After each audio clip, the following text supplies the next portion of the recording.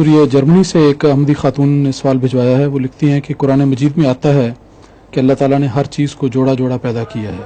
ٹھیک ہے. وہ پوچھتی ہیں کہ کیا دنیا میں جو رشتے طے ہوتے ہیں وہ بھی اسی ذیل میں آتے ہیں؟ اگر یہ صورت ہے تو وہ پھر بات نہیں سمجھی. جوڑا جوڑا کا یہ مطلب نہیں ہے کہ سب کو ملا کر ایک دوسرے کے ساتھ پہلے سے تقدیر میں فلاں کی شادی فلاں سے کروا دی گئی ہے. وہ یہ نہیں سمجھ رہی. جوڑا جوڑا سے صرف مراد ہے کہ ہر چیز اپنی جنس میں اکیلی نہیں ہے، بلکہ اس کے مقابل کی ایک چیز اسی جنس میں سے ایک اس کے مقابل کی چیز موجود ہے.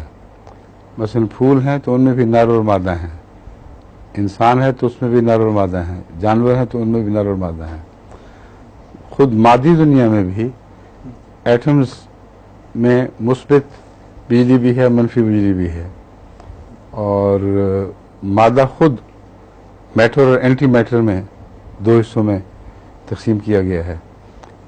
تو کہیں بھی کچھ آپ دیکھیں وہاں ایک پول اکیلا نہیں، دوسرا پول بھی ہے. پول سے مراد ہے ایک قطب نہیں اکیلا، دوسرا قطب بھی موجود ہے. اس طرح خدا نے دنیا کو، زندگی کو اور کائنات کو ڈیزائن کیا ہے. یہ مطلب ہے. سمجھے؟